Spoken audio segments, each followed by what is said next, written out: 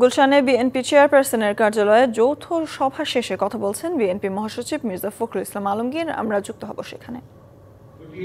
বাংলাদেশকে ভিন্ন দিকে নিয়ে যাওয়ার চেষ্টা করছে, ভিন্ন খাতে প্রভাবিত করার চেষ্টা করছে। বাংলাদেশ জাতীয়তাবাদী দলের উপরে সবসময় গুরু দায়িত্ব এসে পড়ে। সেই দায়িত্ব হচ্ছে গণতন্ত্রকে প্রতিষ্ঠা করবার দায়িত্ব। সেই দায়িত্ব হচ্ছে বাংলাদেশকে আবার নতুন করে গড়ে তুলবার দায়িত্ব।